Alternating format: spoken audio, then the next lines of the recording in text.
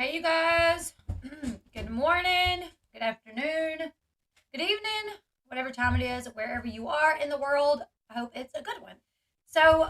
This news came out over the weekend. This lady come out saying that she believes she is the missing girl, Madeleine McCann. I think that's how you pronounce her name. She believes that she is her. So really quickly, oh, Tina, congratulations on your new grandbaby.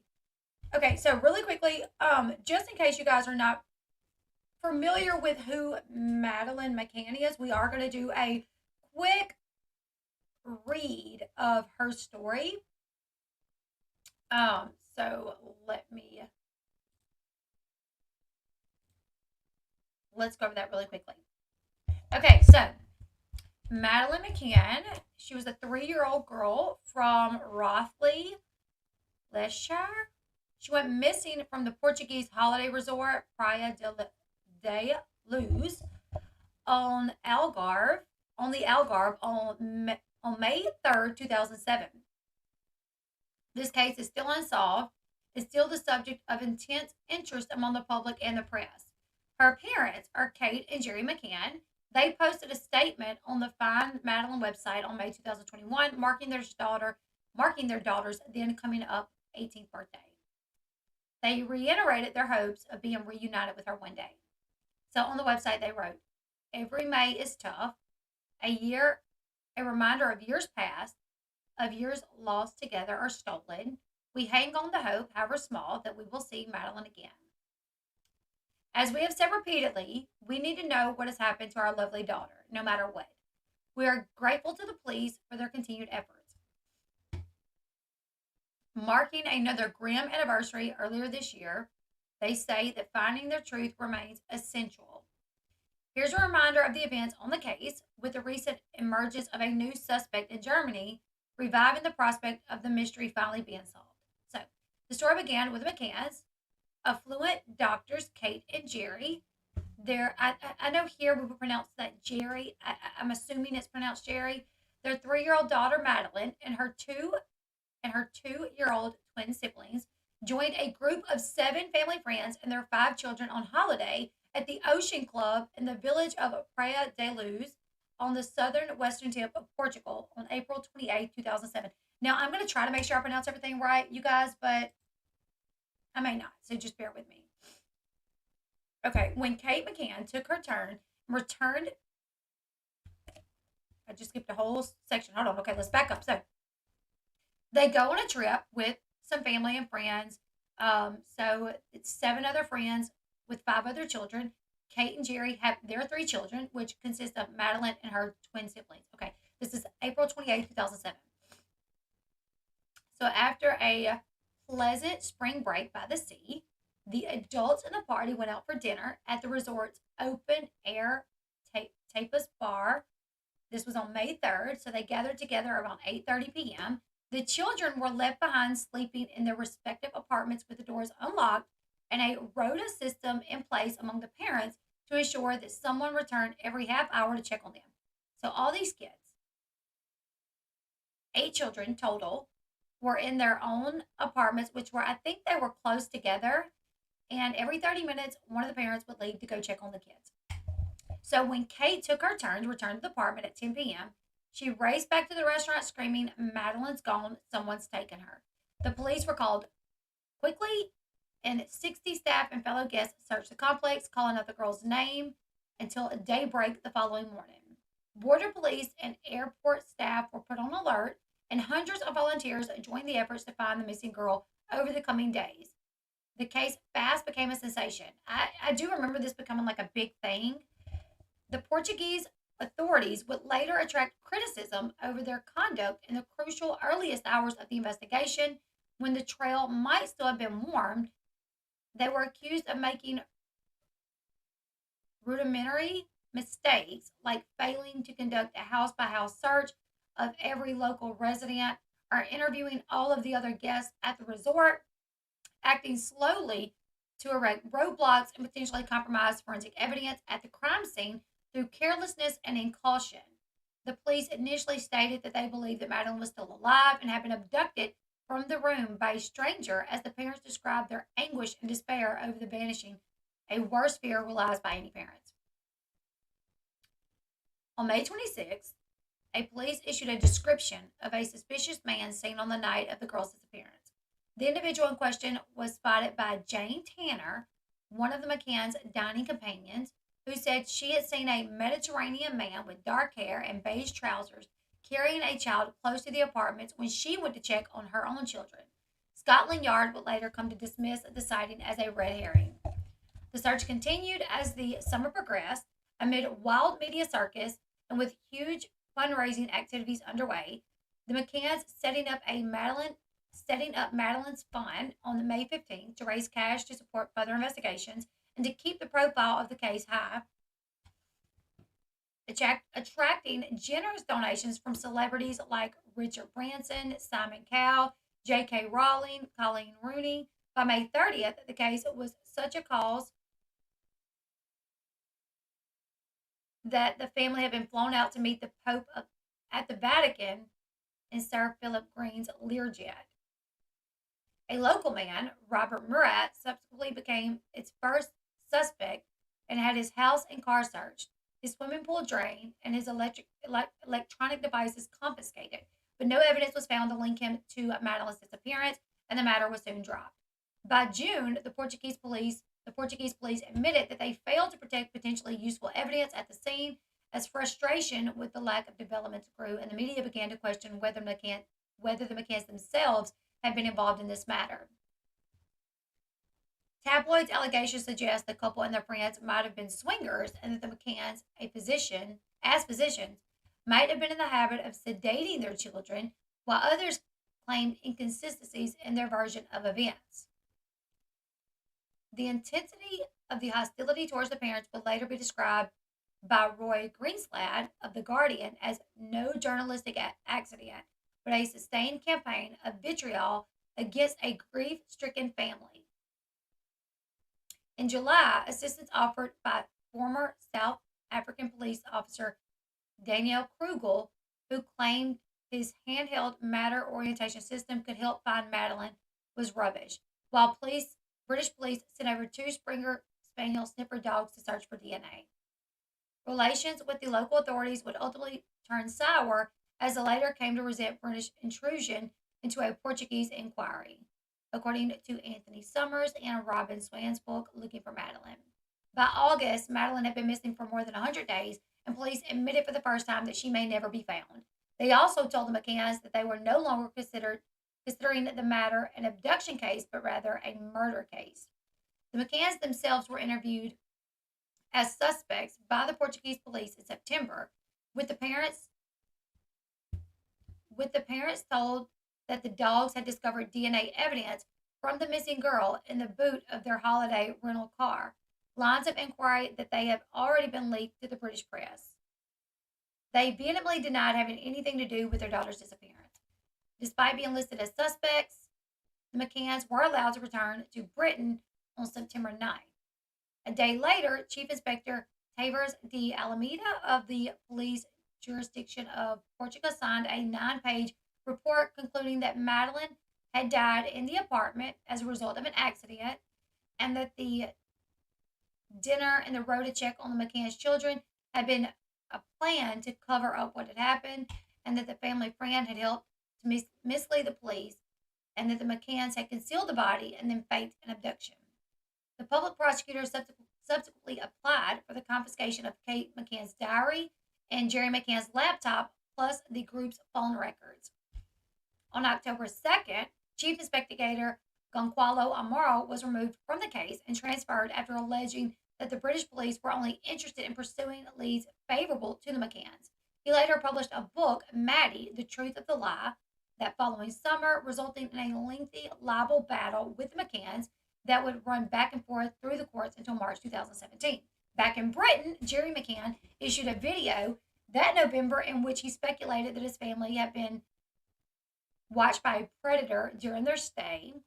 His wife had come to believe that a potential predator could have seen a note in the resort's guest book visible to all reception, noting their dining arrangements on the evening of Madeleine's disappearance.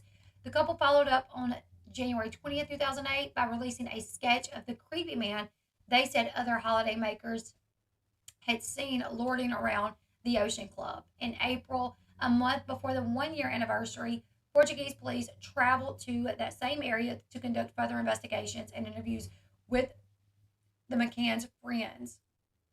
Then, on July 21st, Portugal's Attorney General Fernando Jose Pinta Monteiro announced that there was no evidence to link either the McCanns or Robert Murat to the disappearance in the case and closed the case as unsolved. With the trail cold and no closure in sight, the McCanns continued to publicize their cause, issuing computer generated images of how Madeleine might look now that she has aged. They did this every year. Like each year, they issued a new um, computer generated image of how she would look and posted these publicly. The McCanns published their own book about the ordeal in May 2011 entitled simply Madeleine, which was serialized in the Sun as the newspaper led a campaign calling a British Prime Minister David Cameron to launch a new inquiry, which he did. Commenced by then Home Secretary Theresa May, the Metropolitan Police Operation Grange would be led by Commander Simon Foy and comprise a team of 3 detective inspectors, 5 detective sergeants, 19 detective constables, and 6 civilian staffs. It began to yield results in 2013, with Scotland Yard formally announcing a new investigation in July and saying in October it identified 41 potential suspects. The same month, BBC Crime Watch released an e-fit image of a man of particular interest who had been seen in the area with a child matching Madeleine's description. Detectives arrived in Portugal in January 2014, promising new arrests, and finally searched the village in June, interviewing 4 people the following month, but without unearthing any new information.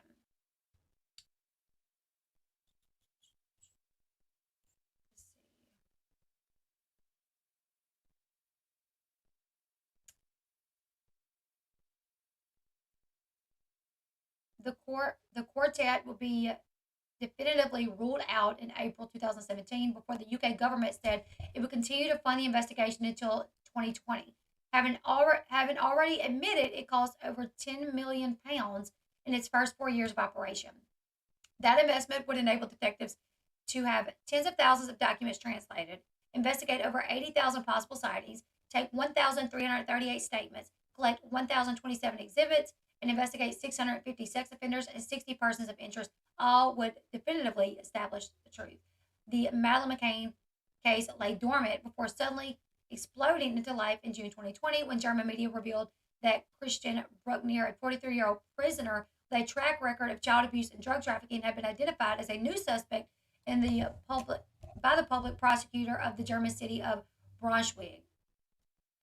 He had reportedly been living in a Volkswagen camper in the Algarve at the time of Madeleine's disappearance, and one woman has since come forward to suggest she saw a girl that might have been Madeleine speaking German in a supermarket in Portugal in 2017.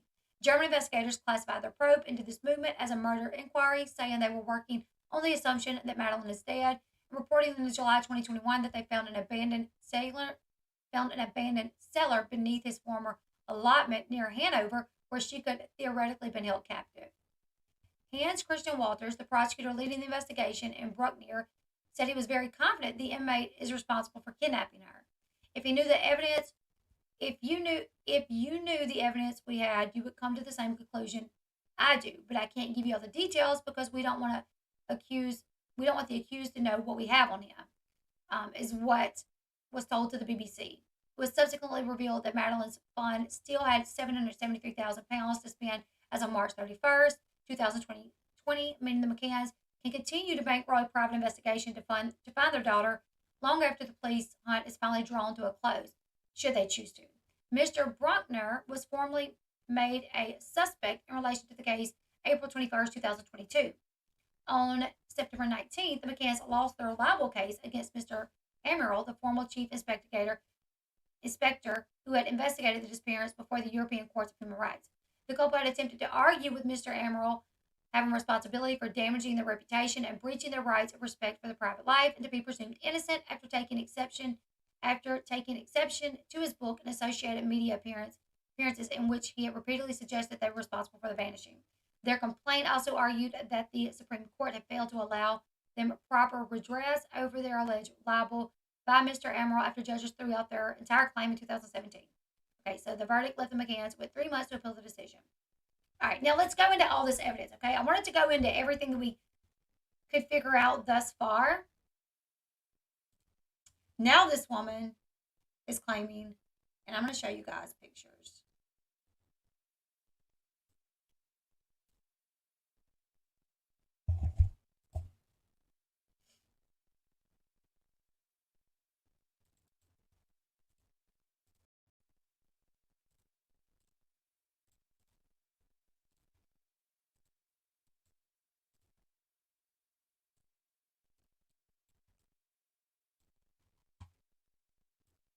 I want to read this as well. This just gives all the, this is an article that's kind of going over it. And then we're going to go, oh, thank you, Lulu. I wonder if her dad looks like any of the suspects. So she says there was a suspect named Peter Ney and his son Michael Ney. They were both on like the suspect list, Peter Ney, Michael Ney. And she says Peter Ney is actually married to her grandmother, from my understanding, is what she said, and still lives with her grandmother. So this says a German woman claims to have evidence that she proves that she is missing child Madeleine McCann. That's kind of little. Let's kind of make that a little bit bigger.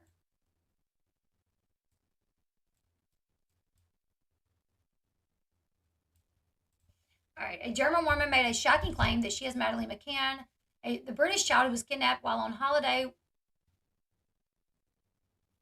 Hold up. What just happened there? Oh, of course. I'm going to have all these ads.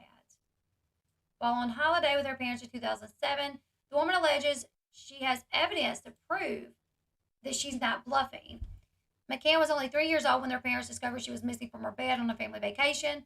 The controversial case has perplexed true crime affectionates for almost 2 decades after the so-called botch investigation failed to reunite the missing toddler with her parents, Kate and Jerry. You know, we're going to go on over to her Instagram page, and we're going to go over all this stuff.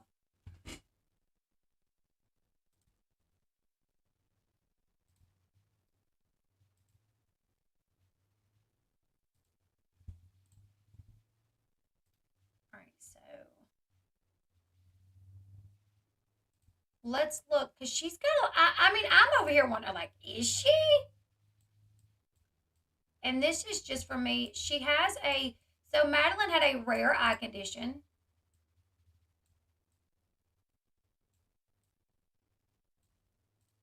All right, so let me look up this eye condition really quickly. I want to make sure attempt to say it right.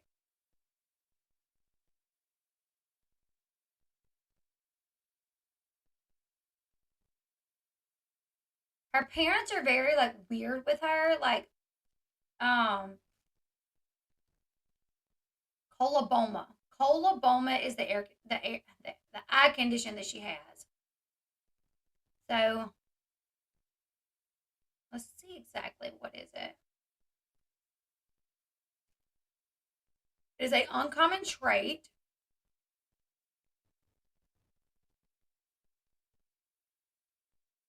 It only affects 1 in about 10,000 births, so it's not extremely rare. I mean, 1 in 10,000.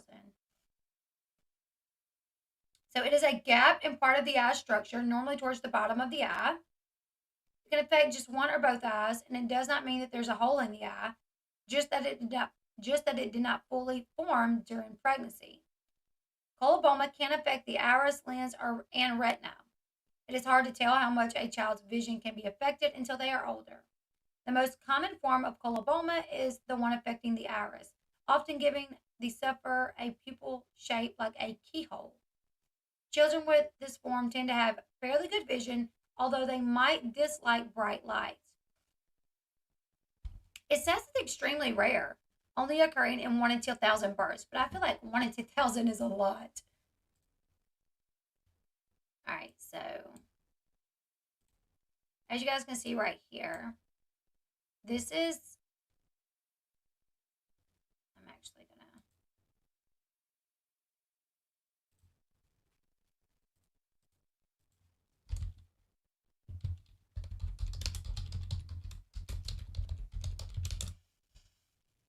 I'm going to look this up so you guys can see a better picture of it on her.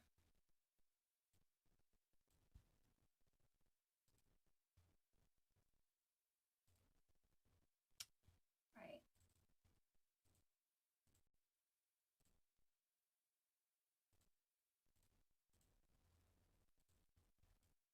All right. So there is a very close up of the little girl.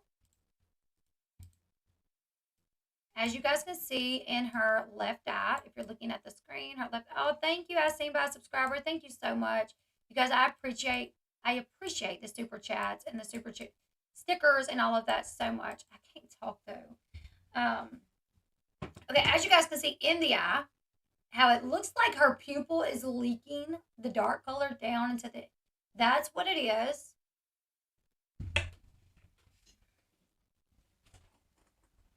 Um, so now the girl who says she thinks she's her, does have this mark in her eye.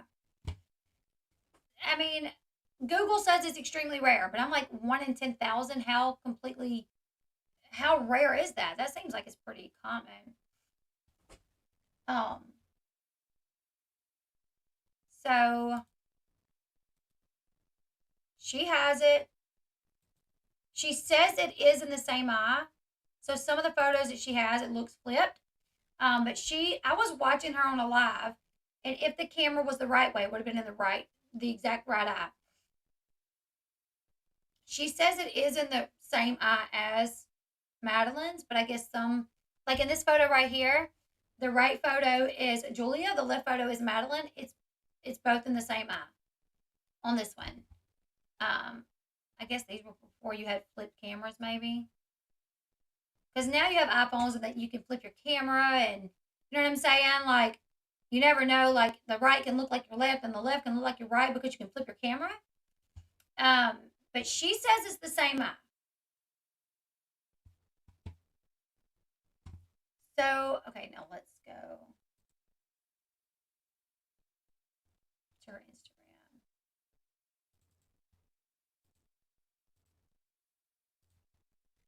All right, so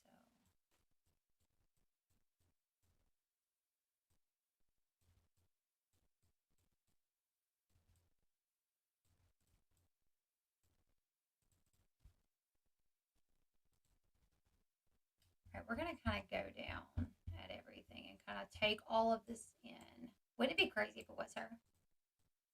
I mean, I'm almost hoping it is, because I'm like, it would give her closure. It would give them closure. Know that their kid is like.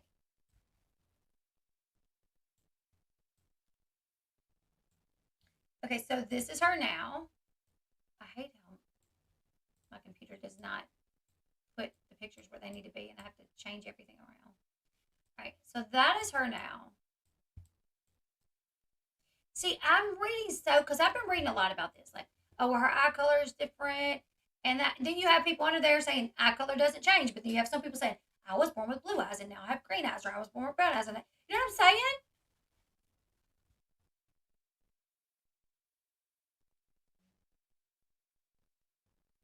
So she has been. She says she has contacted like the police, Scotland Yard. She's like, I've contacted everyone I could imagine um contacting. She said I've called the police. I've called this one. She said the only thing I knew to do is go public with it because nobody was taking me serious. Everybody was acting like I was crazy. So they have agreed. Kate and Jerry have agreed to do a DNA test now. She said that when she went to her parents, she said she don't have memories of her being young. The earliest memory she has, she was on like this vacation with the water. They were watching sea turtles like hatch and go into the water. She remembers like white apartments, but she just has no memory of her family in this memory. Um, yeah, so she says she's 22, and Madeleine would be 19. She says that she doesn't know if her information's right. She's never seen her birth certificate. They will not give it to her.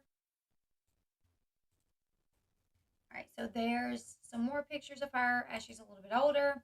So I'm going to read this, and you guys can't read it, so I'm going to have to go into her Instagram on my phone.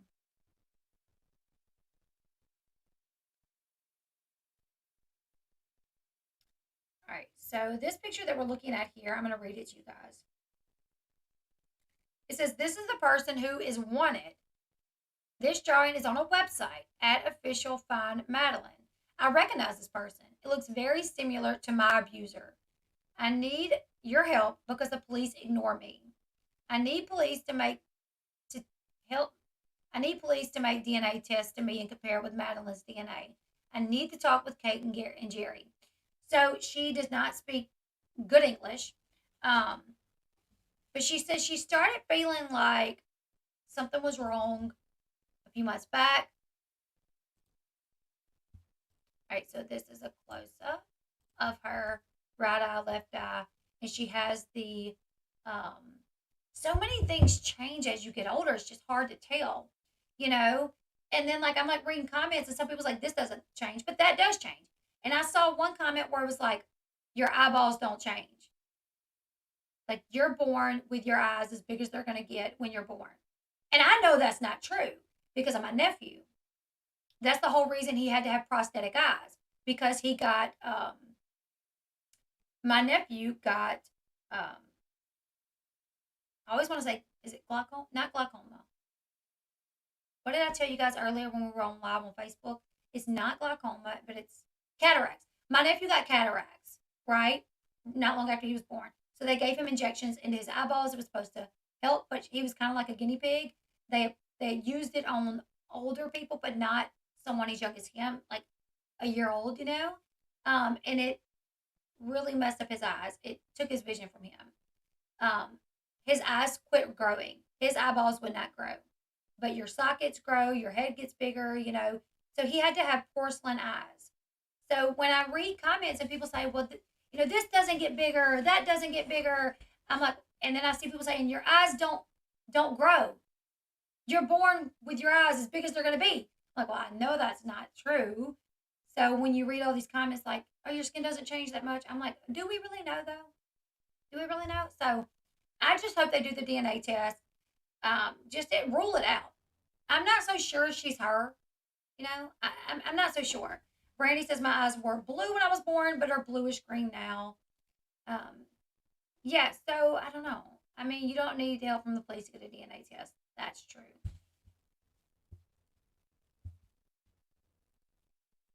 Yeah, I'm wondering, but as her eyes grow, would it change the way it looked as you got older?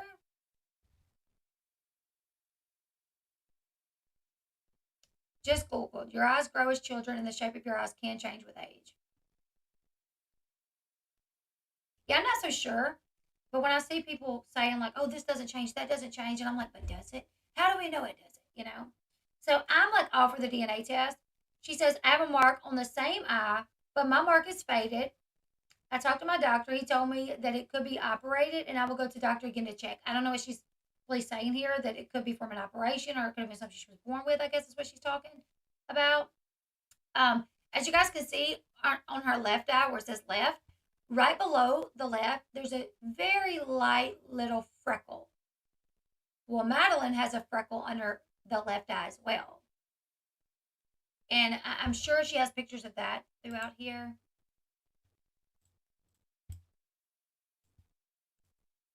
Okay, so, oh, sorry.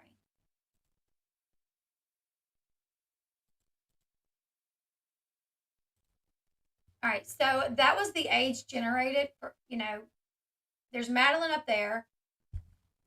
It's skipping some. I didn't hit that button. Can we go back to the first one? Because I didn't hit the button. All right, so there's Madeline and the age generated what they thought she would look like, which is a lot like Kate, and then her at that age. So here she is, a little bit older.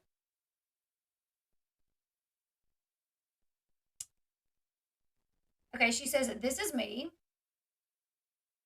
I read on the internet that a medical university student in Roclaw testified that he saw Madeleine McCann a few days after her abduction in Roclaw. I happened to live in Breslau at the time, and have only been living in another city for about a year. So she's saying she read online that someone saw Madeleine a few days after her abduction in this certain city. And she's like, I actually lived in that city up until about a year ago.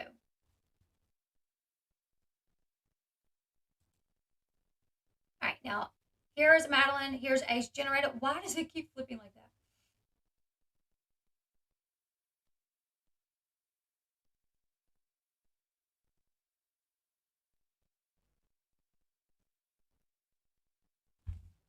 I wish I could just stop flipping.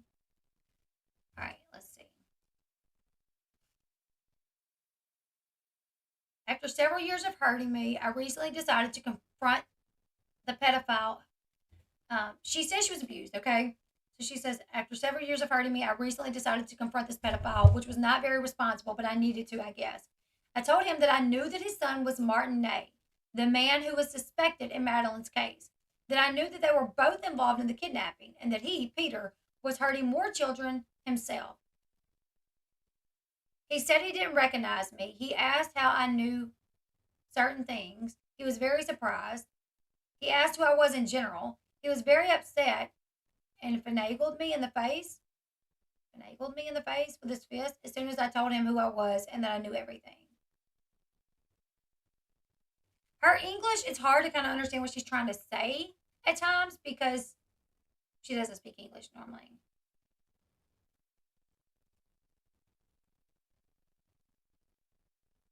You know, if she's not Maddie, she could be some other missing girl, though. You know what I'm saying?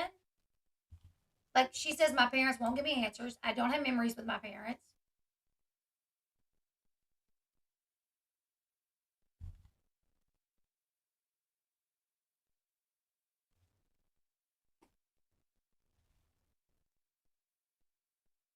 She has some lives. She did do a few live streams. She also has someone that's kind of helping her.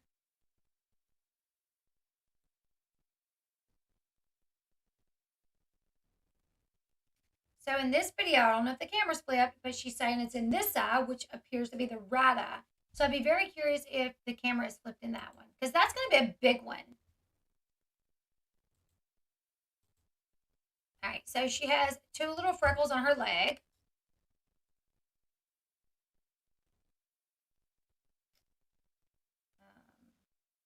I don't know if Madeleine has those freckles. I don't know. I know Madeleine has a freckle on her eye, as you guys can see that one.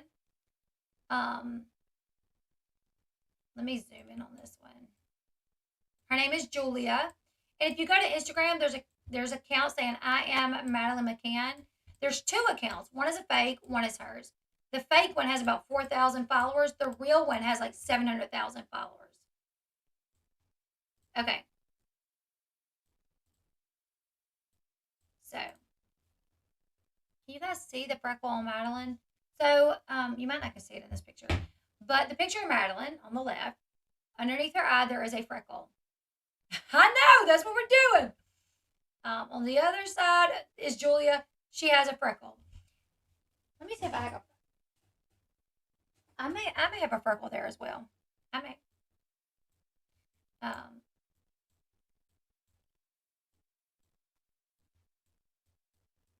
Let me see if we can get closer to see her freckle.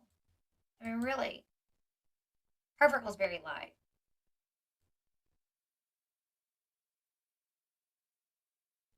Um, yeah, she says her parents don't have baby pictures. She says she's asked for her birth certificate. They will not give it to her. She said when she asked her mom, "Are you my mom?"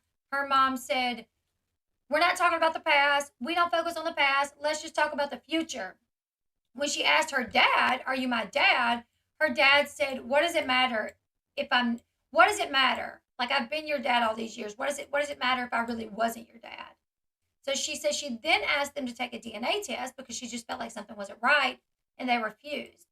And from my understanding, what I can take away from this, she says Peter Ney lives with her grandmother. Her mom's mom is married to her grandmother, right? And she said he abused her growing up. And he also allegedly like kidnapped kids and abused kids and done all these weird things. I don't know. Okay.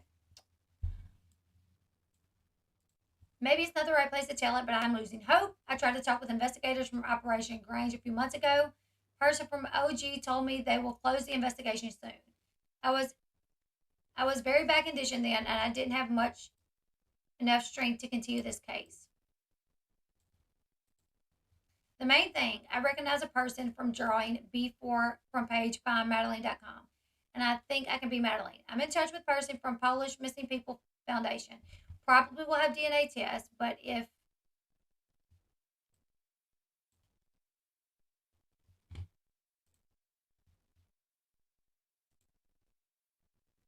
nope, there's no more. Let me see.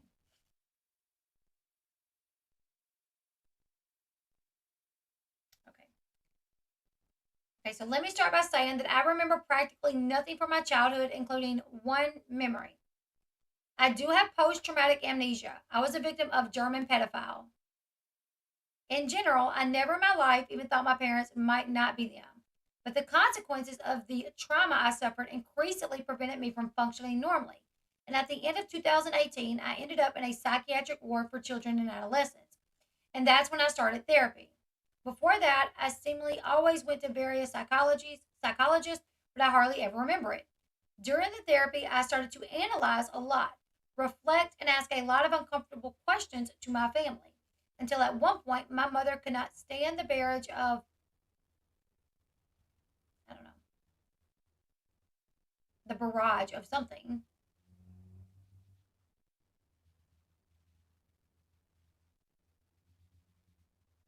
All this is out of order.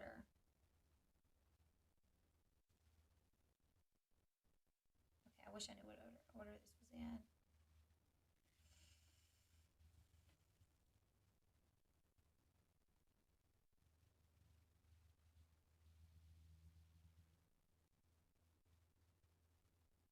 Okay, so in the beginning of 2021, I was diagnosed with post traumatic stress disorder and depression. I've got emotionally unstable personality, but now I've recently gone to psycho psychotraumatologist who specializes in treating trauma, and she's decided that I needed to be re-diagnosed because according to her, I have CPTSD, complex post-traumatic stress disorder. I'm writing this because I want this issue to be taken seriously. Some time ago, I started to notice some disturbing elements. It took me months to understand it all and realize that something didn't fit me in all of this. I don't even know what's happening right now. Like I'm trying to read her own post, but there's it's just so choppy. Like it's just like when you go to the next page, it doesn't pick up where it should. You know what I'm saying? Her parents refused, and I don't know. I mean, who do you compare it to if you can't compare it to your families? I don't know. The pedophile who was hurting me was named Nay. By a strange coincidence, one of the suspects in Madeleine McCann's disappearance is Martin Nay, both pedophiles and both from Germany. My abuser, as far as I know, has a son, but I don't know his identity. Overall, the subject of my abuse in the family is very much avoided by basically everyone. He was in prison for a short time. There was a criminal sentence. I know from my dad that he was involved in harming other children. My dad also mentioned to me about kidnappings. He said that my abuser was connected to this, but I don't know where he got this information.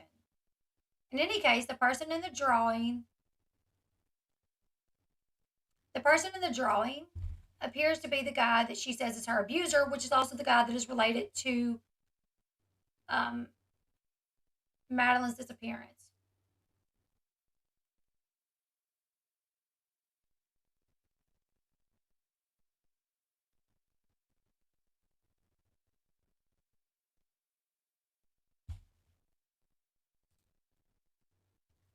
Okay, so here she is like compared to the parents.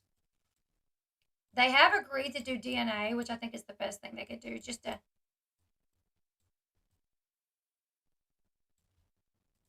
set everything,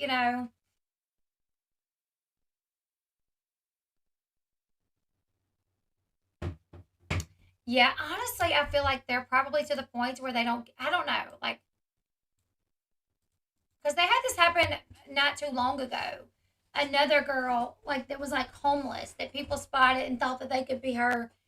Um, Turns out she wasn't.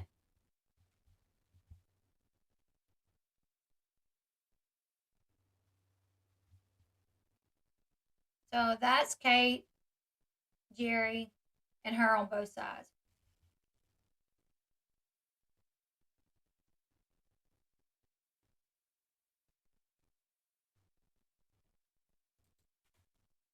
So this is her as a little girl.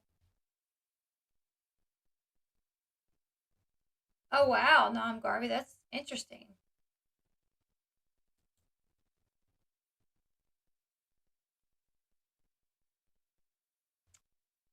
My teeth from childhood, her teeth. Maddie's parents' DNA is already in that. That's true. So she don't need them if the police agree to do it.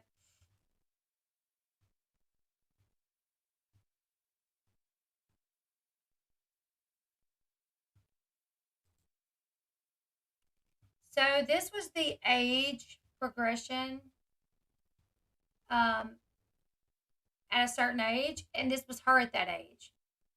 She does compare like a lot of her pictures to the age progression pictures, but I've seen so many times that they are so off base, like so bad.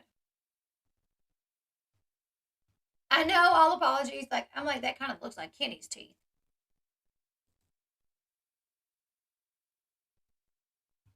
I absolutely feel like something happened to this girl, and I do feel like this girl could be a child that had been kidnapped, and her parents bought her on the black market or something like that. Like I absolutely believe that could be the case. Whether or not she's Madeline, I don't know. Um, Madeline's eyes were kind of greenish looking here, but I thought she had blue eyes.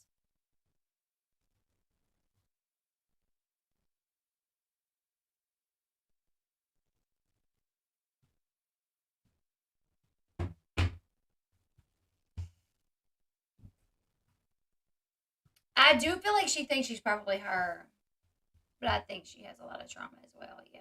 Now, if you're looking at the jawline, like, not gonna lie, she's got kind of a defined chin the way a little girl does.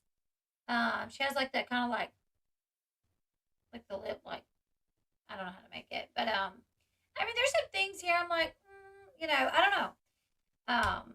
But there's also things, yeah, where I'm like, well, she looks pretty different there.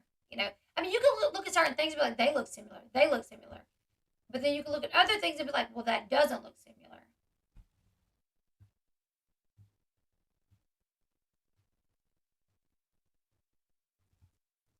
The eyebrow shape is different. Um, yeah, Madeline's eyes were like, um, I think the girl is in pain. I don't know why they decided to use this little picture of Madeline when she looks like she is not having a good day here.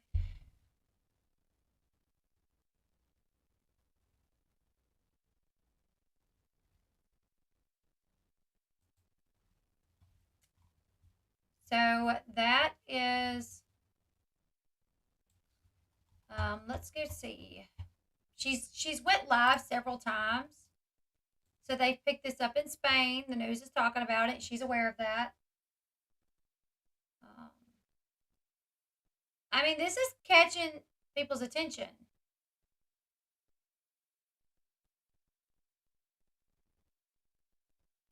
Yep, Amanda Berry. Yeah. So a lot of people's talking about this, and I think the reason why so many people's talking about it is because there are some, like, okay, so there's the guy. There's the guy, Martinet, who was rumored to be, and that's the sketch.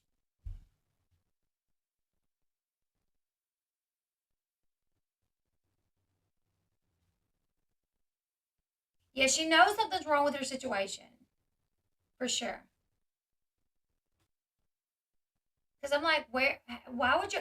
If my kids asked me, "Are you my mom?" I'd be like, yeah, I am your mom. I mean, can you prove it? Absolutely, all day, every day. Starting today if you want to. you know. But for a mom to say, let's not talk about the past is in the past, we're not talking about that. And for a dad to say, it doesn't matter, I'm your dad regardless. Like, and then them not to want to do a DNA test with her doesn't mean that she's Maddie, but to me, it does mean that they know something is up. They may know that maybe the dad's not the real dad. Um, Maybe she was adopted and they didn't want to tell her.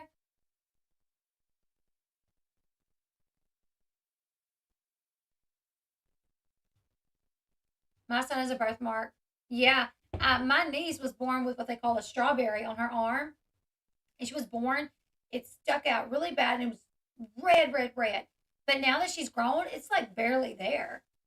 So I mean, things can change over time. Yeah, it sounds like an illegal adoption. I think this girl believes she is Maddie. And I did see where someone commented on the post saying I went to school with her and she's crazy. Somebody said that. Somebody said I went to school with a girl and she is crazy. But if she's crazy, it could be because she's dealt with a lot of trauma growing up. She says she was abused. How bad was she abused? Sexually abused, just whatever. That can make you, a lot of people block out their childhood if it's due to trauma. You know what I'm saying?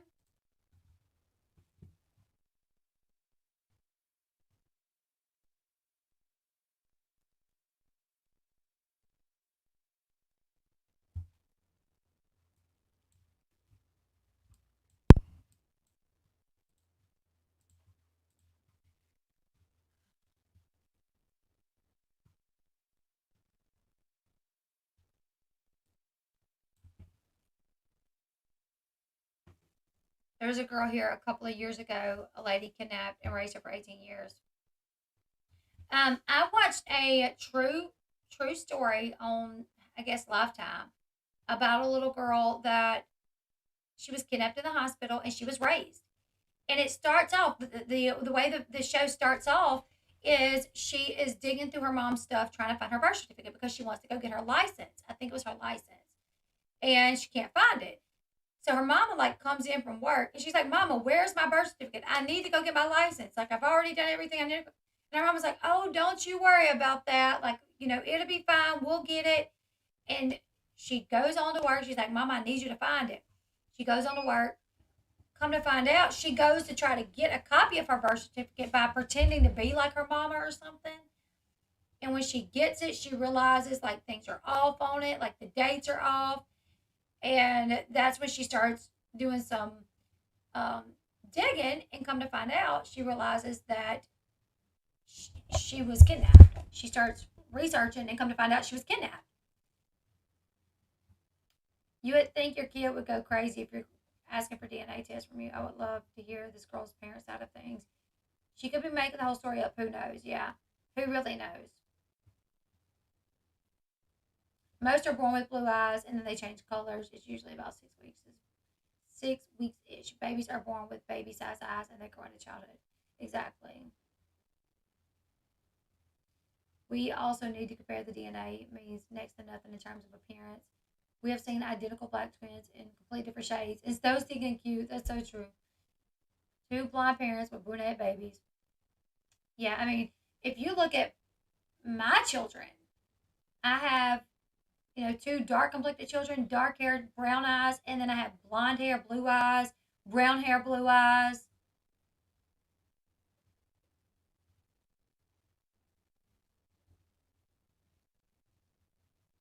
Yeah, at 22, she can get it herself. Now, the girl in the movie that I was talking about, she was like 16. So I think she had to like pretend to be her mom or something. It was like something funky with it to try to get it. But at 22, I would assume that you could get your birth certificate. I think she said she called and was trying to get it, and they gave her like the runaround, even on the phone with the birth certificate situation. But what do you guys think? What do you guys think? I want to say she doesn't look like anything like her as a toddler, other than the eye thing. But I have a kid who looks completely different than when he was a toddler. My two kids, one brown, yeah. My two kids, one brown hair, brown eyes. The other one, green hair, blonde. Exactly. Um, it's weird because she does look a lot like the age progression pictures, but a lot of times those are so off base, like so off base.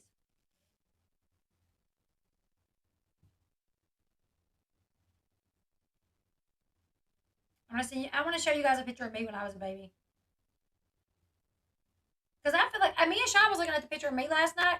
Because I'm like, man, I think my nose looks different. I think my lips are different. I hope it's her, but I don't think it is. Just my unsolicited opinion. I think she wants so bad to be Maddie, but isn't hearing anything reasonable. Yeah, probably so. Both of my boys were super blonde until they were nearing their teenage years. That's the way Sean and Eli and like my son Eli, super blonde. Like his hair was white. So if Eli would have got kidnapped at 3 years old with the white hair that he had and the blue eyes that he had, if I would have got him back at 22, like even now he doesn't look like he did back then, you know?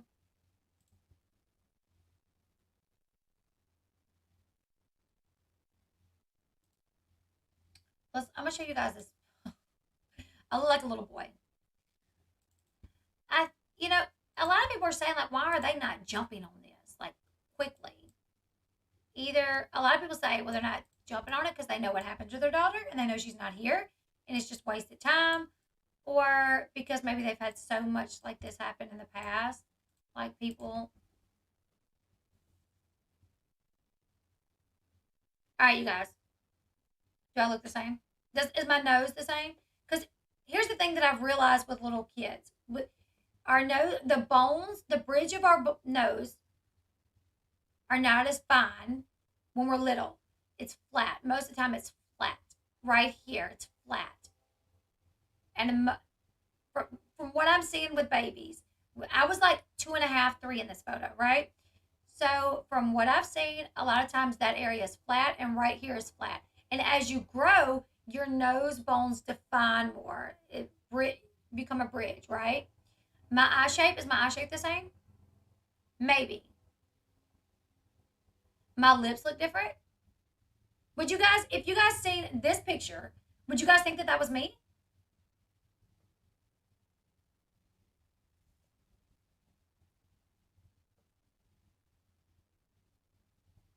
Because they know the German man Christian abducted her and named her. That's got to be sad. She keeps saying her English isn't good, so why not just tell your story in her own language? That's true. If saying that's true.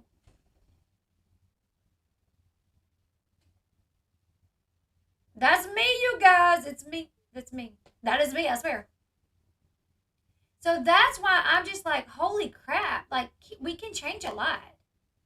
We can change a lot. So while I don't know if more than likely it's not her, but I do think she's probably somebody out there that was probably kidnapped or sold on the black market or something. You know what I'm saying? Because one thing that I noticed about Maddie's nose is it's there. She don't got that bridge, and I don't think you get that bridge until you grow older, though. Thank you. Your lips are the same. She said they hate her in Poland. Oh.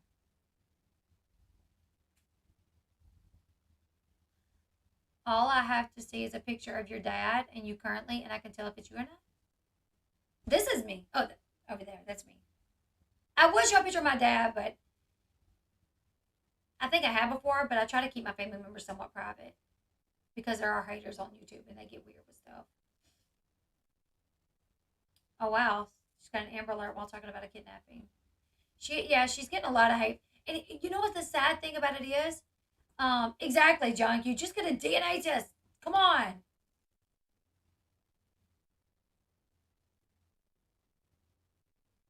I just hope they get a DNA test, get the situation, put her DNA in the database in case she is a missing child. Because I think this girl has dealt with some trauma. She was abused really badly. She says my abuser, which was the Nay guy, the Peter Nay guy, who she says is married to her grandmother. So I think she deals with really bad abuse. Um, Her parents didn't want to hear about her abuse. Her parents will not do a DNA test with her. I mean, I would. I'm like, girl, come on. You always on some dumb stuff. Yeah, come on. Bring our bus down here to the local pharmacy and let's get this daggum DNA test out the way. So you know I'm your mama. I mean, if it was something like that, like if her family's just like always like if she is like always on something crazy and her family knows and They're just sick of worrying with her. I'm like, you know what? I'm going to shut you up one last time. Yeah, we're going to get a DNA test done. I mean, I would not be like, well, what does it matter? The past is the past. We don't focus on the past. We're going to focus on the future. I wouldn't really be that way. If Maddie was really connected, I owe the parents an apology. You think they killed? You think they killed her? A lot of people. That picture looks like Kennedy to me. Yeah, it does look like Kennedy. It does. And I looked a lot like Bobby too. My son Bobby. Allegedly, the son of the parents she grew up with had a connection to Christian B, unofficial suspect in her disappearance. Yes. Yeah, like she's connected to the people that were suspects in Madeleine's disappearance. Like she is related to those people somehow, which is another reason why she thinks. All right, I want to watch this really quickly with you guys.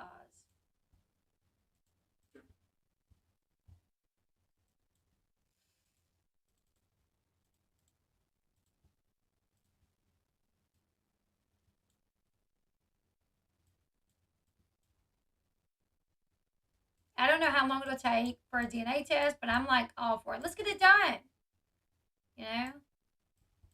I'm not going to say she is her because I don't know. Like, I know looks can change, and like, I guess maybe there's a chance. I'm more leaning towards she may be someone else. I'm thinking she could be I don't know.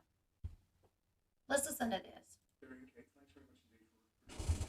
I'd like to begin by taking you back to the events of May the 3rd on that evening. Tell us how you discovered that Madeleine had gone. As I think people are aware, we were checking regularly on the children, and I don't think this has to be said, but if you're on holiday or vacation, don't leave your kids alone in the bedroom at all. Just, I would never. I can't even imagine. And if you're not subscribed to the channel and you like this type of content, please consider subscribing to the channel. Give this video a thumbs up. it was during one of my checks that I discovered she'd gone. I mean, I can't really go into any details about that, but I'm sure any parent will realise how that felt. Did the panic set in immediately? Yeah, pretty much.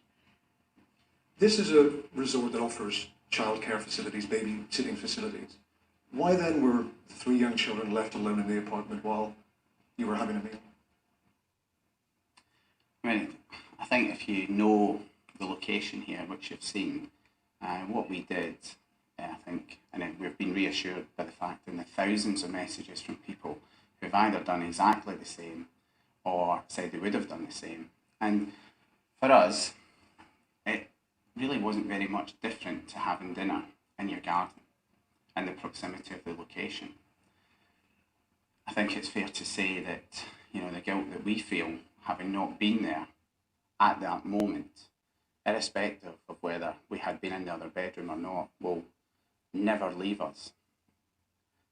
Do you blame yourselves regularly? Certainly the first few days, I think the guilt was very difficult. But I think as time goes on, we feel stronger and we felt very supported from that point of view. Is there a lesson here, do you think, to other parents? I think that's a very difficult thing to say, because if you look at it and we try to rationalise things in our head, and ultimately what is done, and we do continually look forward. But we've tried to put it into some sort of perspective for ourselves. We're in a very safe resort. If you think about the millions and millions of British families who go to the Mediterranean each year, really the chances of this happening are in the order of 100 million to 1. I think at worst we were naive. I mean, we're very responsible parents. We love our children very much. And I don't think any parent could ever imagine or consider anything like this happening. Were you aware of the big public debate that went on in the immediate aftermath, and were you hurt by that? That is weird. You know, I can't imagine the guilt that they live with, but she said for the first few days. I would still, 25 years later, I would live with guilt to my dying day Because the one thing you could have done is said, we're going to eat in, and we're going to take our children with us. There were doctors absolutely could afford a babysitter and something else. And I don't want to be too hard on them because they lost a child due to their negligence. But most people would have went to jail for negligence if this would have happened to them. So, did they get in any type of trouble? And they're grieving parents. Not that I wanted to see them locked up for the rest of their lives, but they left them children alone. At what ages? 3 years old. How old were the twins? Does anyone know? Oh, Shelly, I actually have a friend that's an eye doctor. I actually have a friend that is an eye doctor, and I will send it to him and see what he says. But I would never say what's done is done because I couldn't say, well, what's done is done. The mistake is made. Like the mistake's made, can't go back. I would be living in just regret every single day. The parents were told early on not to show emotion, not to show uncontrollable emotion.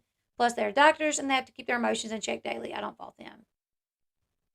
If somebody told me, hey, you're going to be doing an interview, keep your emotions in check, I'd be like, excuse me, my daughter's missing. My child is missing because of my negligence. And you're telling me to keep like that would make me want to slap someone. Because this is your child. Your child. If you keep your emotions in check, then you look even more suspicious. To me, if I'm watching you and your negligence is the reason your child is a part of the reason, it's not their fault that someone come into that apartment and took their child or whatever happened if they're not behind it. They made a mistake. Parents make mistakes all day long. Leaving your children in a room asleep while you're not there is a pretty big mistake. And they're going to pay a lifetime, for that. But I would feel guilty for the rest of my life. And if someone told me don't show emotions, I would be like, yeah, because then I'm really going to look guilty. I already know the first thought is, do they have anything to do with it? Now I'm going to get up on an interview and act like stone face? Let me express my emotions the way I should be able to. If I feel like crying when I'm answering a question, let me cry.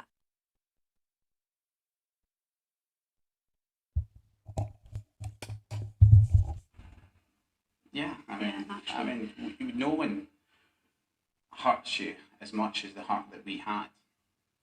But, we're trying to remain very positive in our outlook.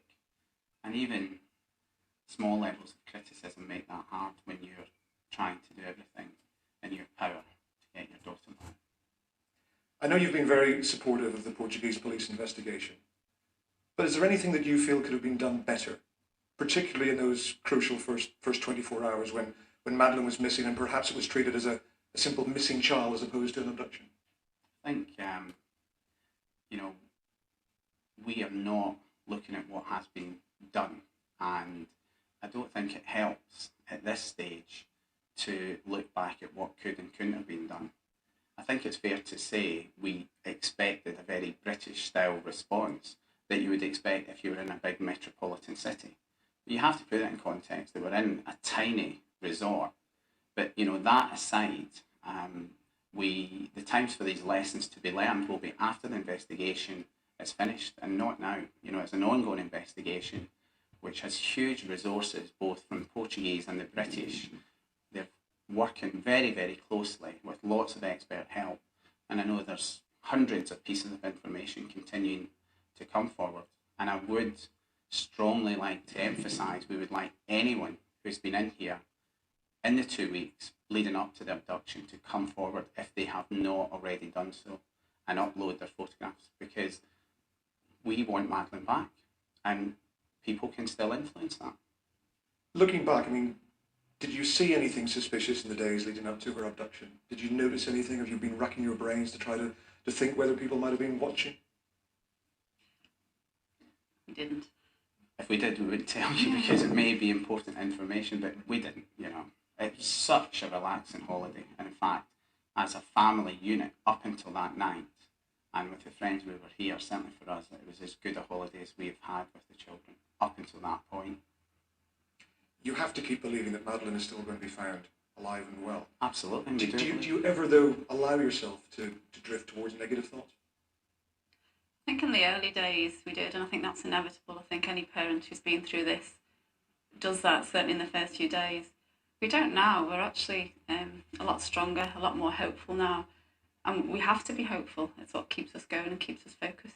And what about Sean and Annalise? What have you said to them about their big sister? They're really good. I mean, they're at an age really where they're still quite young. And Does anyone remember the age of the twins? Were they younger than Madeleine?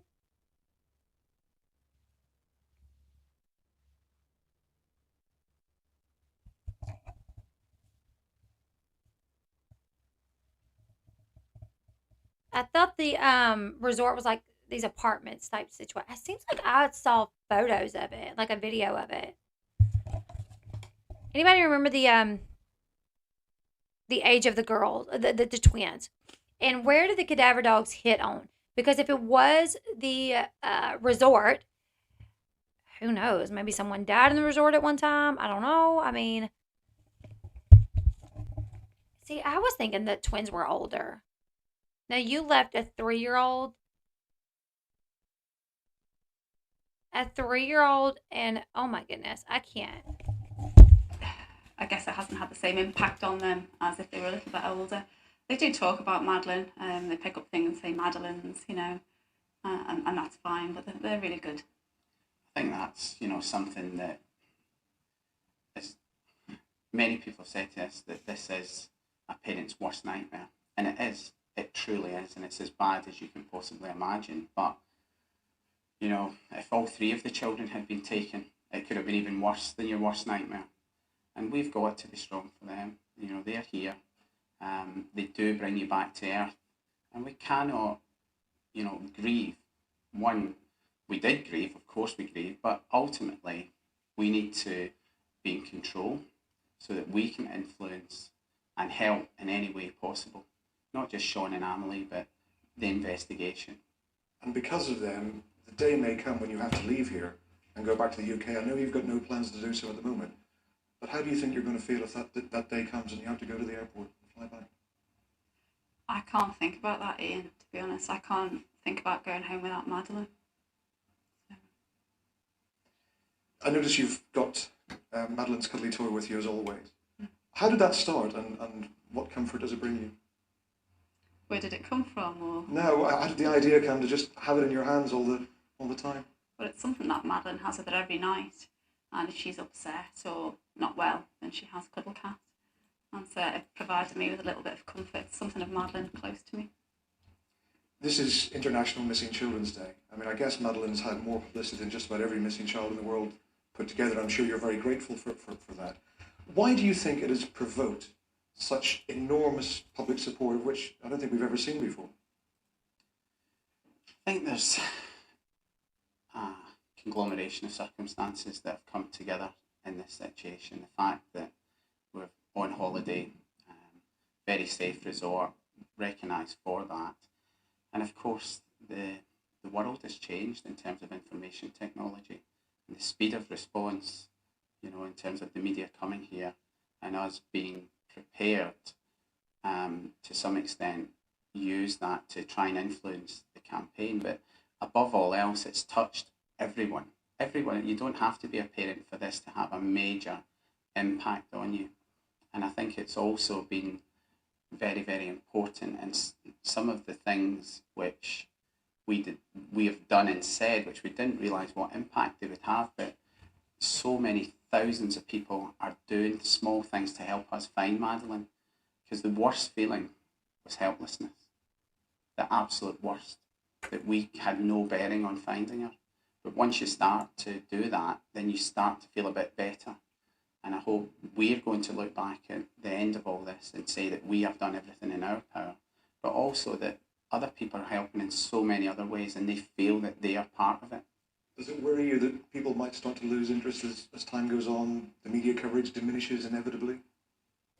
For me, we know that the media coverage is not going to last a long time. It's lasted much longer, and we have been much, much more successful in driving our message out than we could ever possibly have imagined. personally, I think it's gone beyond that at the minute, and that there is a feeling with many, many people out there that they will not allow this to happen. And we know that, and we pray that it doesn't happen again, but when it does, the speed of the next response and the template we have set will alter it.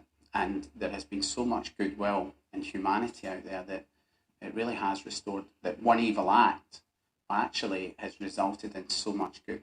Where do you go from here? There's talk of travelling around Europe. Have you got any firm plans as yet? We haven't got any firm plans. We're likely to travel in a few places in Europe.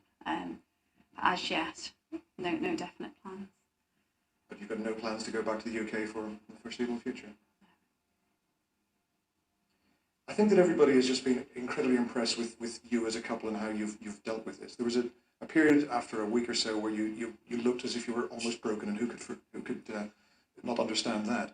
And then there seemed to be a sort of a strength come from somewhere. Is that a fair point? Is that what happened, and what brought that about? I think that's definitely true, isn't it? Certainly, at the end of that first week, there was so much emotion that we had spent, and we actually had a period where we discussed this openly, that we felt completely devoid of emotion. And the analogy that I like to use is a bit like when we were students and you'd got to your overdraft limit and you'd gone beyond it and there was just nothing left in the tank. I think physically and mentally were shattered. But as you gradually get more on an even keel, we started to get back into the black. And we'd also worked tirelessly behind the scenes to put support mechanisms in place, including our legal team, the response with the fund, which was really driven by offers rather than us thinking that we needed it. And once these were in place, then it helped us to focus on what we really needed to focus on.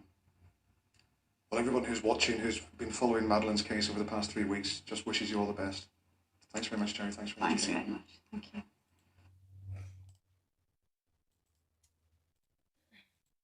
I don't know. I know people from different areas kind of act a little differently. I would say him saying like we dealt with guilt the first few days kind of struck me, because I'm like, first few days. And in the States, leaving kids alone is illegal. Like, you're like 13, I think, is the age where they can be left alone. I think that's what it is. But me and my husband went on a vacation to me and my husband went to Pensacola, or maybe Destin, and they had a daycare in the hotel we were staying at. It was like a Hilton hotel or something like that. They had a daycare, and we were going to go somewhere, and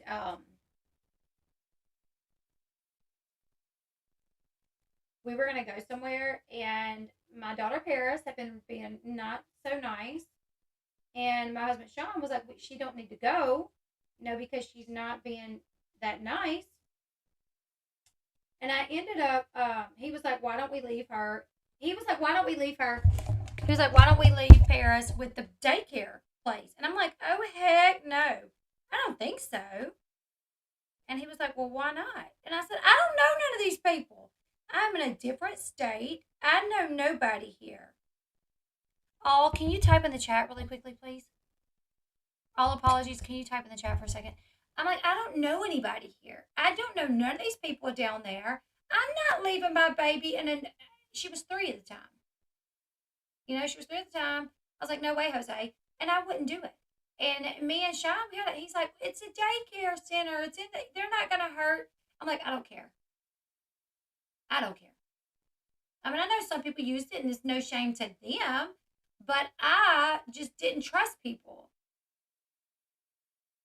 I think you have to be 12 or 13, 9 years old. But 3? 3? I mean, I can't imagine what these parents are going through. Here's the thing. If they were innocent, holy crap, my heart aches for them. If they're innocent and all they did was,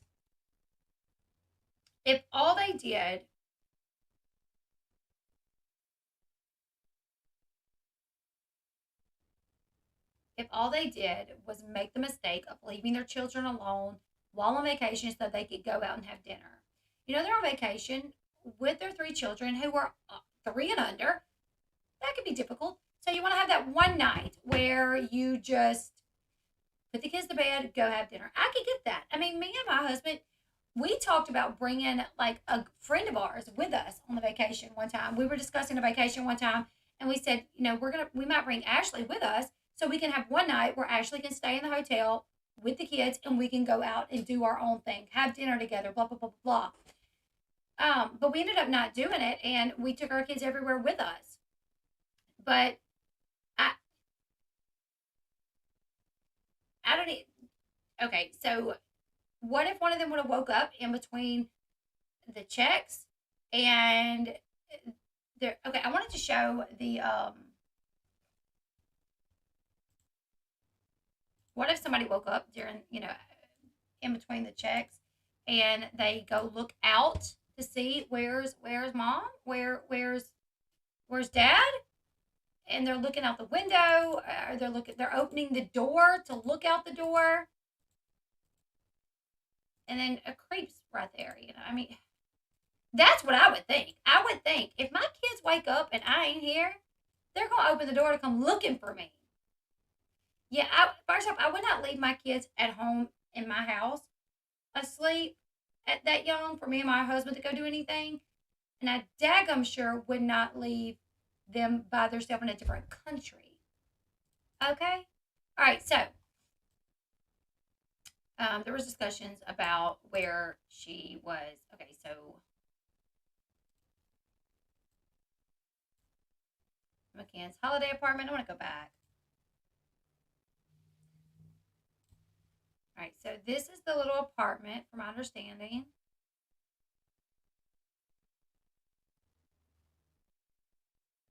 So it was across the way. However, sorry, Al, I just threw that out there on you. I'm sorry. I'm trying to find that map that I saw a while ago. Is this it? Okay. Nope, that's not it. Where is the map?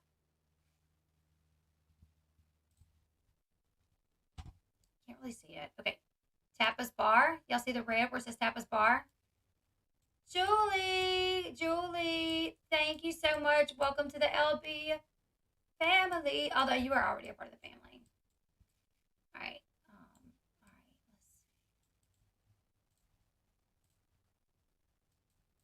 Let's cover this map really quickly. All right. So Wilkins' apartment, Tanner's apartment, McCann's apartment. So McCann's is right there at the end, right? Now, if you go down that blue street, that blue route, it'll take you over to Tapas Bar.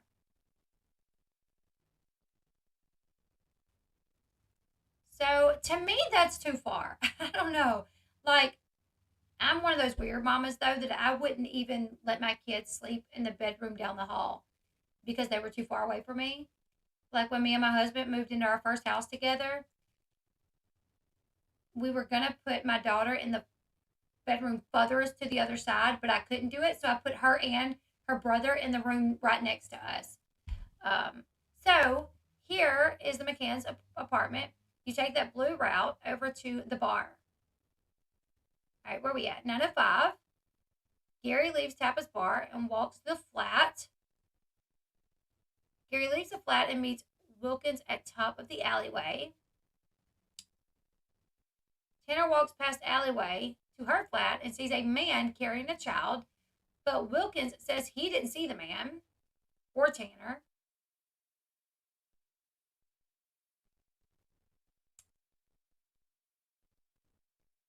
Jerry arrives back at Tapas Bar at 9:25.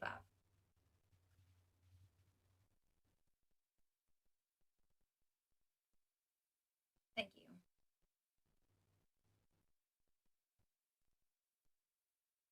I know, separated by a swimming pool. What if these kids got out of the door?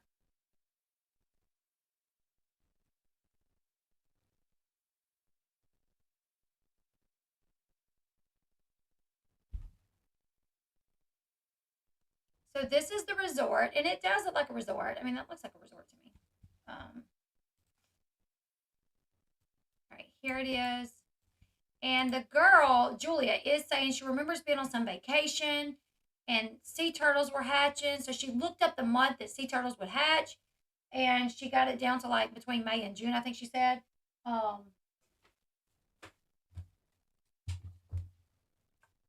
got a hair in my eye. Bear with me.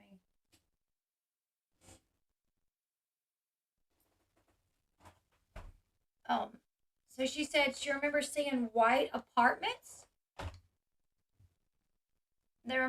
She remembers seeing white apartments.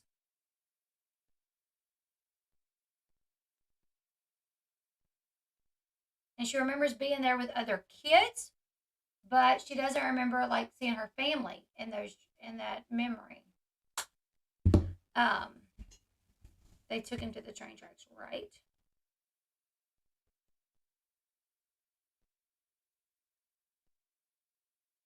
Oh.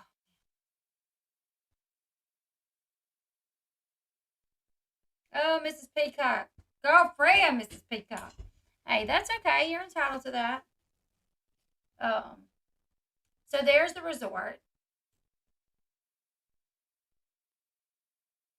I know. Why wouldn't they just get a babysitter? Exactly. And what's so crazy is that that place offered like babysitters or like it had, from my understanding, that place had like a daycare situation.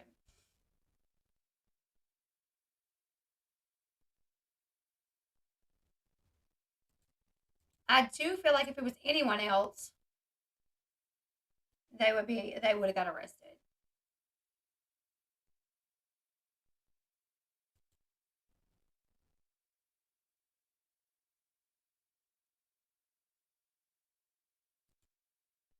So this is an age progression picture. And the little the Julie girl is posting photos of her against these age progression photos where she looks, very similar.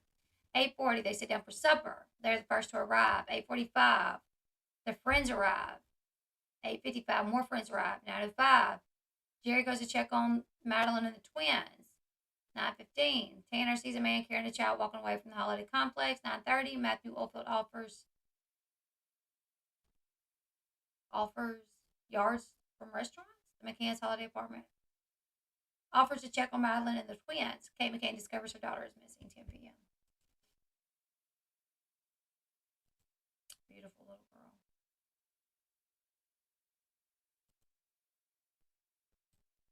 Age progression.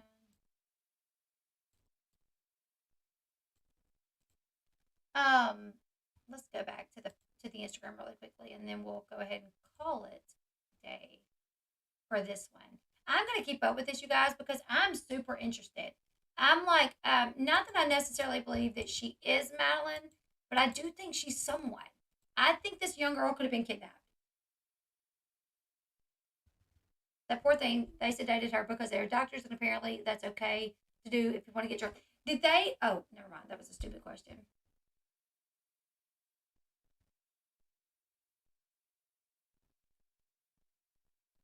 My thing, okay, if it's Maddie, oh my God, that would be wild. What would the results be? Well, they say the McCanns offered to do DNA testing. How far that's going to go or when it's going to take place, I don't know, but I'm going to be on top of this, like, white on right. So as soon as we know, I'll let you guys know. Do we know what the brothers look like? The twins, Madeleine's siblings? No, I don't think any pictures of them have surfaced in a while.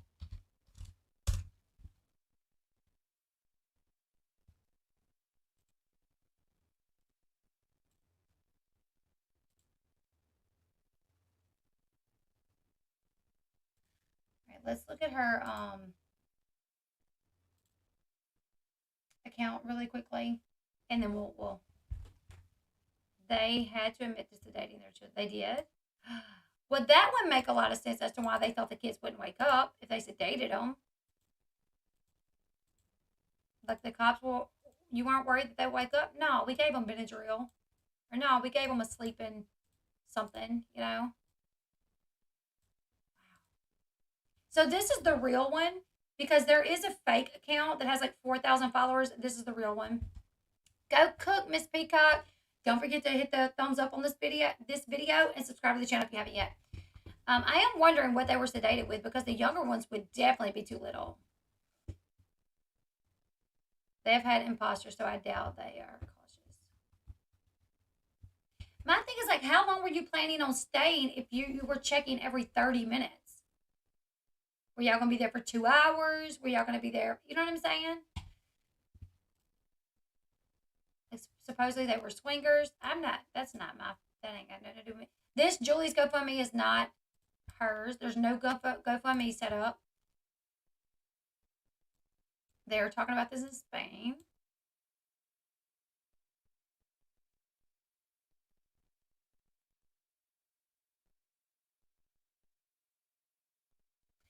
I saw that too. A man trying to fill out his college application, and they found out he was a missing child. Yep, I saw that as well. Like, how crazy. All right, so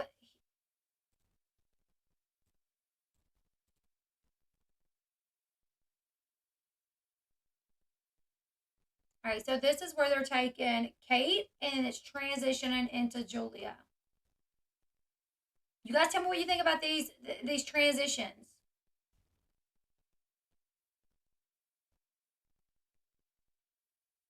I can't say the smile. It seems like her and Julia have, Kate and Julia have the same smile, that wide smile. The teeth kind of look similar.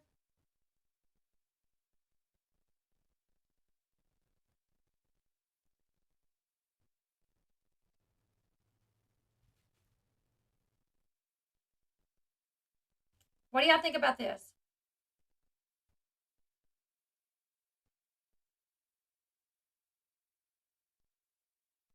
All right, now they have one with the dad. There's the eyes. Watch this.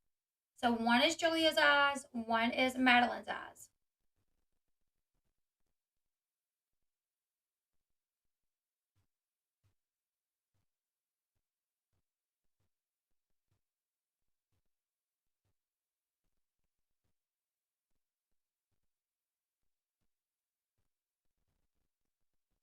She says she doesn't have any pictures from like below a certain age, like no baby pictures.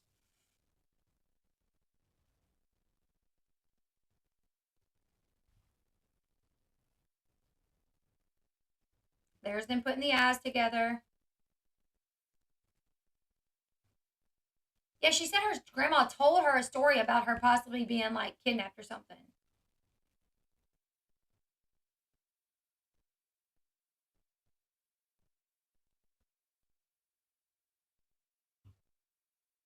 The eye thing's kind of weird because it does look a.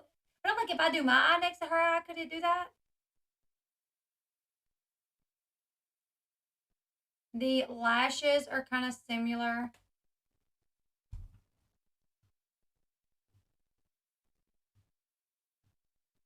Hey, Kelly.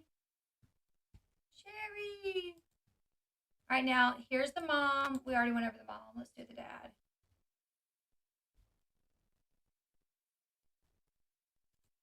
That is something called coloboma. I think if I'm saying that right. Coloboma. Where like the iris, like, I don't know, it looks weird. Looks like an eye to me. I know that's right. All apologies. I'm like, can my eye do that though? And this is her transitioning from dad to her.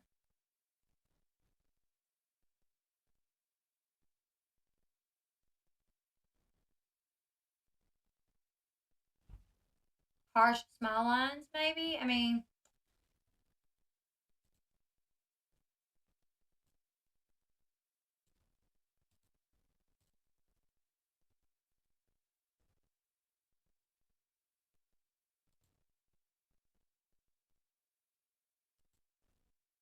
okay, let me go ahead and close out of here. I'm gonna link the right Instagram in my description box because there is one that's not right. So 1 in 10,000 people have coloboma. If I'm saying it right, which is where it has that. It looks like a keyhole.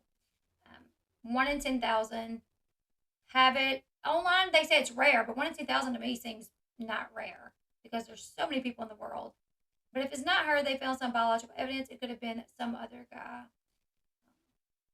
Yeah, your earlobes grow as you age. Your eyeballs grow. Your eyeballs grow as you age. So many things.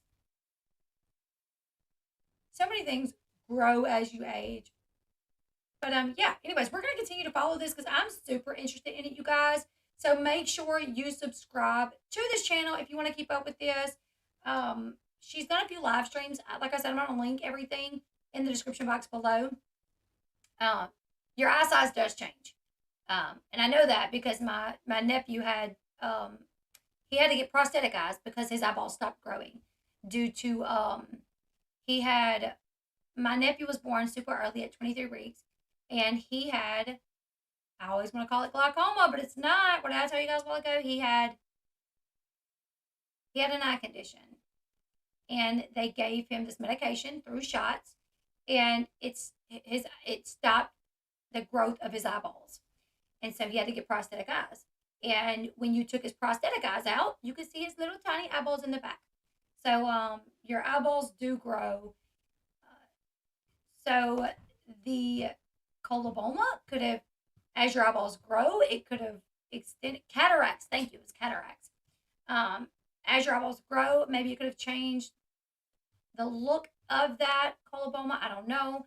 But we're going to continue to look at this. Like I said,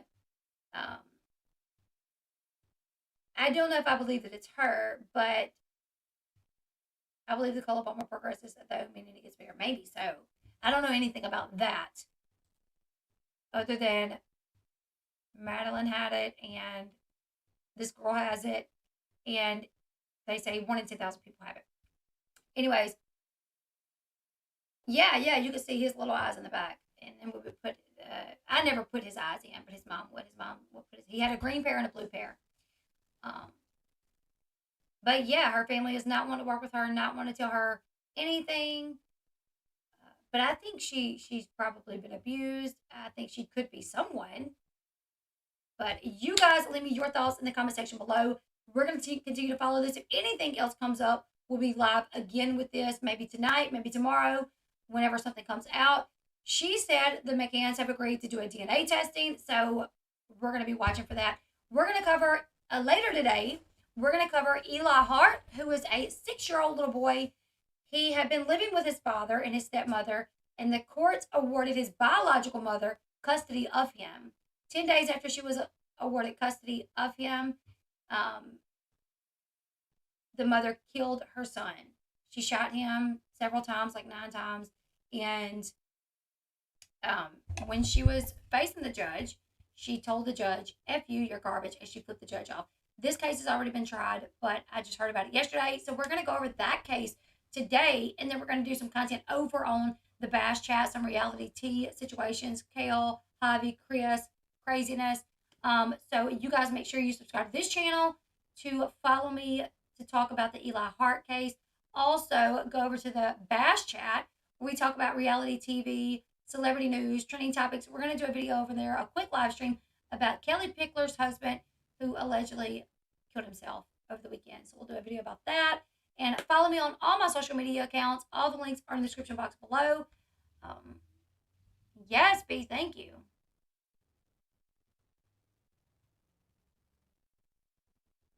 That's true.